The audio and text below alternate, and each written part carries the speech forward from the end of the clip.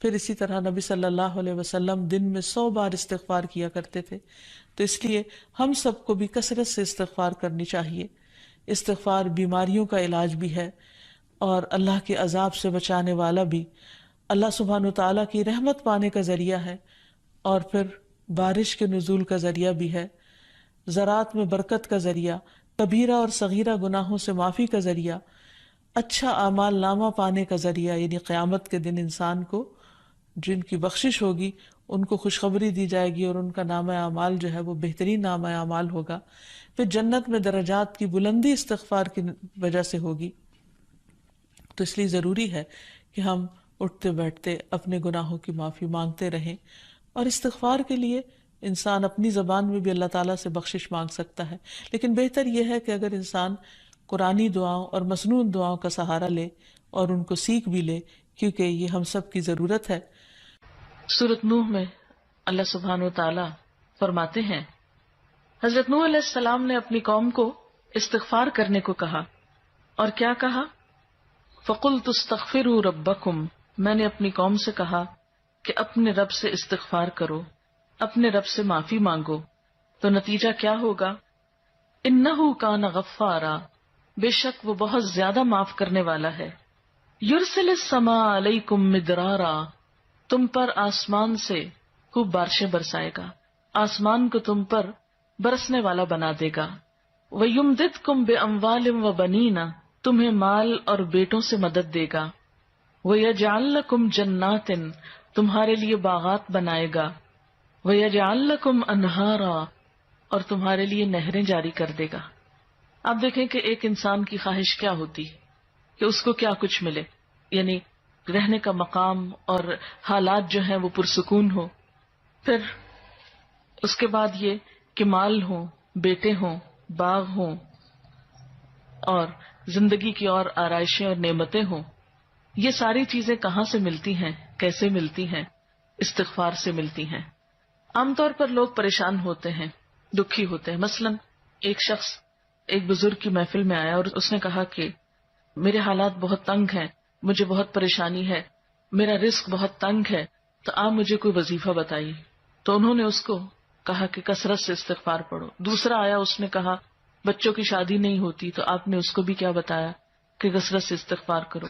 تیسرا آیا تو کہنے لگا کہ بہت قحط سالی ہے، فصلیں اچھی نہیں ہوتی، تو آپ نے اس کو بھی استغفار کا بتایا. تو کسی نے ان سے پوچھا کہ بھائی 3 لوگ آپ سے 3 ڈفرنٹ مسئلے لے کر آئے ہیں، اپنی پریشانیاں لے کر آئے ہیں، آپ نے تینوں کو ایک ہی چیز بتائی ہے. تو اس پر انہوں نے یہی سورۃ نوح کی آیت پڑھ کر سنائی کہ دیکھو یہ قرآن میں اللہ کا وعدہ ہے، اور اللہ کا وعدہ سچا ہے. اللہ تعالیٰ کی بات سے بڑھ کر سچی بات کس کی ہو سکتی ہے؟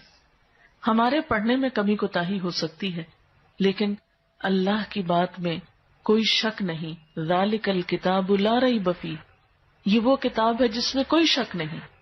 لیکن یہ ہے کہ بعض اوقات ہم خود پڑھنے میں کوتاہی کر دیتے ہیں. تو جن کا رشتہ نہ ہو رہا ہو وہ بھی، جن کا ہو چکا ہو اور شادی کے پرابلمز ہو وہ بھی، جن کا ہو چکا اور پھر بچے نہ ہو وہ بھی، ان سب کے لیے ایک ہی وظیفہ ہے، اور وہ کیا ہے؟ استغفار کا. پھر اسی طرح ایک اور جگہ پر ایک اور پیغمبر نے اپنے لوگوں سے کہا وَاسْتَغْفِرُوا رَبَّكُمْ ثُمَّ تُوبُوا إِلَيْهِ إِنَّ رَبِّي رَحِيمٌ وَدُودٌ، اپنے رب سے معافی مانگو اور اس کی طرف پلٹ آؤ، بے شک میرا رب رحیم ہے اور اپنی مخلوق سے بہت محبت رکھتا ہے.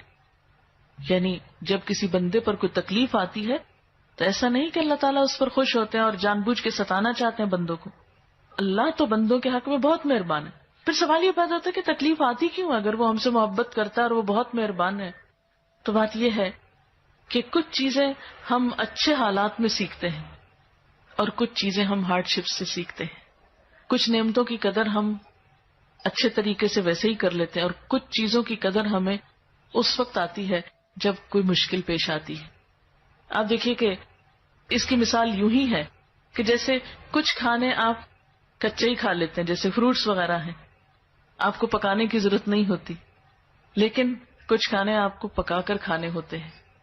اسی طرح زندگی میں کچھ حالات ایسے ہوتے ہیں کہ جن میں آپ آرام سے سیکھ جاتے ہیں، یا کچھ باتیں آپ کو بغیر کسی مشکل کے سمجھ میں آ جاتی ہیں، لیکن کچھ باتیں آپ کو مشکل آنے پر سمجھ آتی ہیں. اور جس طرح انسان پختہ اور میچیور ہوتا ہے مشکلات میں، آپ نے دیکھا ہوگا کہ جو بچے ہارڈ شپس میں پلتے ہیں وہ بڑے ہو کر ان میں اسٹیمنا زیادہ ہوتا ہے، لیکن جو بچے بہت نعمتوں میں اور نازوں میں پلتے ہیں وہ اتنے بہادر اور اتنے ہمت والے نہیں ہوتے. اس لیے دھوپ اور چھاؤں، غم اور خوشی، دونوں اس کائنات کا حسن ہے. دن اور رات ایک بہت بڑی نشانی ہے ہمارے لیے. تو اس لیے جب تکلیف آتی ہے تو اس موقع پر انسان اللہ کی طرف زیادہ رجوع کرتا ہے، اللہ کو زیادہ یاد کرتا ہے، زیادہ ذکر کرتا ہے، اور اس طرح انسان کے گناہ دنیا میں ہی معاف ہونے لگتے ہیں. ایک اور جگہ پر آتا ہے وَأَنِ اسْتَغْفِرُوا رَبَّكُمْ ثُمَّ تُوبُوا إِلَيْهِ يُمَتِّعْكُمْ مَتَاعًا حَسَنًا، اور یہ کہ تم اپنے رب سے معافی چاہو اور اس کی طرف پلٹ آؤ تو وہ تم کو اچھا سامان زندگی دے گا.